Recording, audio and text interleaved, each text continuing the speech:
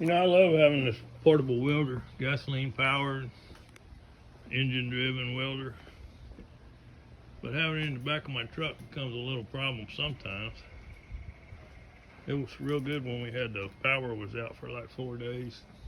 We were able to run a heater, the freezer, some lights at night, charge batteries, even watch TV. But comes a time where you need your truck, so I'm going to build this 5x8 trailer to put my welder on. So we're going to start with 3-inch C-channel, and I've already got it cut, the angles on it, and squared up. And I'm getting ready to tack it up. That's going to be the next step. And I'm going to use this, I'm going to stick weld if I can. I use this Lincoln Invertech B205T AC/DC multi-process welder. I've had this for a pretty good while and I love it. It does everything. It was pretty expensive at the time. They're a lot more expensive now, but I think it's been well worth it. Anyway, we're going to do some tacking.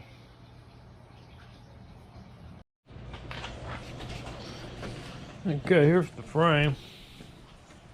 I've got it up on stands. I've got it about a little more than halfway welded up.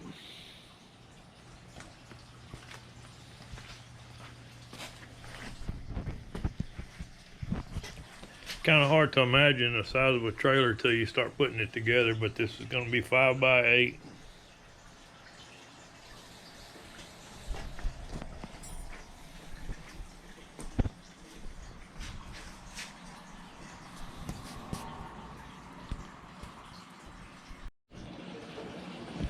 Okay, here's a quick update on my homemade trailer I'm building to put my welder on.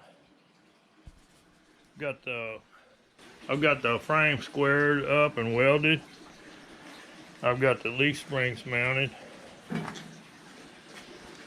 on both sides.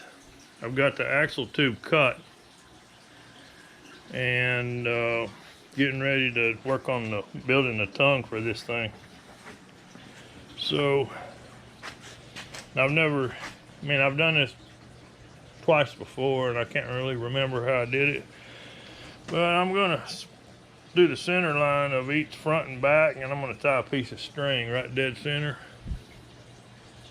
And then I'm gonna bring it all the way out here and get these two beams lined up with the center. And then I'm gonna weld up the tongue and leave it off the trailer until I move it outside, because I think it's gonna be hard to get turned upside down in here in the garage. So I'm going to do a few more things in the garage, and then it's going to move outside right here on this area right here, and then finish it up. Of course, I'm going to do some priming. I'm going to probably use Rust-Oleum, primer with a brush. Get everything protected, before it rains or whatever, it gets it all rusty. Like I say, this is probably the third trailer I built, so I'm not, a real expert on them. But it's a good thing you have the internet, to be able to go in there and ask your questions too. One question I had was where to center the axle on this trailer. And the best things I came up with was the length of the trailer in feet, and then add that amount in inches. So this is an 8-foot long trailer. So you add half of that would be, and then add 8. So 4 feet and 8 inches is what I came up with.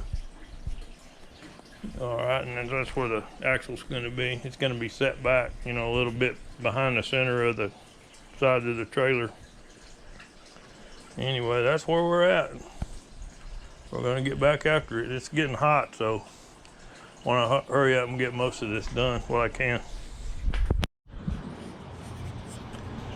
Okay, here's a kind of update on what I did today. I got this trailer tongue kind of tacked together, and I've got it centered, and here's how I centered it. And this may not be the way to do it, but this is the way I did it. I got a mark back there in the center of that back rail of that frame, and I got string tied around dead center and ran across here to the front, and I have that mark dead center. I don't know if you can see the string and the mark, and then the string comes up here to the tongue, and I've got a fishing weight holding the string, a little bit of tension on it. So the next thing I'm going to do is mark where everything's touching the frame, and then back here, these pieces that are hanging over, I'm going to have to notch and bend it in so it can be welded flush right there, welded there, and then there's going to be a cross member across here and one in the back somewhere to hold this thing square. So that's where I'm at right now. All right, we got the tongue kind of tacked together. I got it lined up, set up, and then I'm gonna make these bends on each side. And what I did, I've never done this before, so I cut a piece of cardboard this width and cut a little notch out of it, and I bent the cardboard to see if it got the right angle. I know there's a hell of a lot better ways to do that, but that's the quickest thing that came to my mind. So I've cut the notches, got it clamped on there, and then I'm bending it with this come along, and it seems to be coming real easy.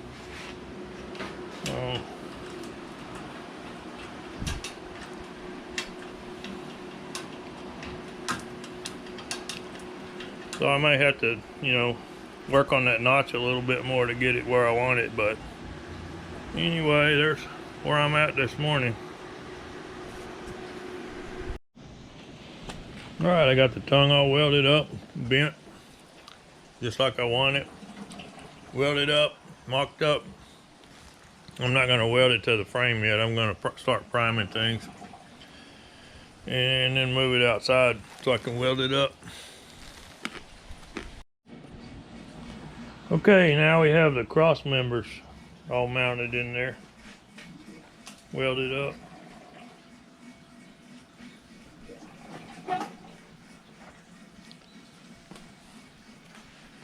Just ready to decide now whether to either attach the tongue on it here in the garage or drag it outside and attach it.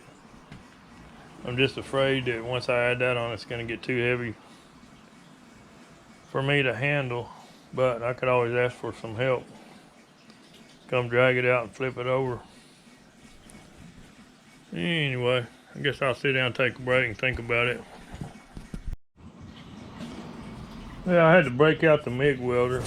I have a Miller-Matic vintage. Yeah, I broke it out for welding on the top of the trailer.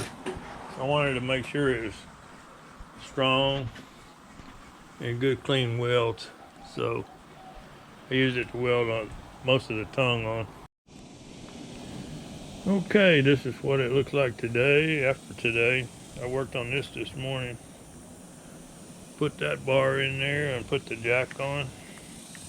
And seeing how this is at an angle, the jack leans, and I'm going to have to take it apart and re-drill the hole. And that'll get it straight up and down.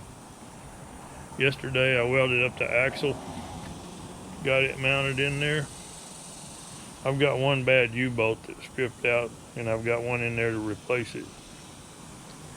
So the next thing is I'm going to mount tail lights, safety chains, and then we'll drag it over there to the metal place and get the diamond plate. Just let them set it down on there and strap it down and bring it back and cut it and weld it.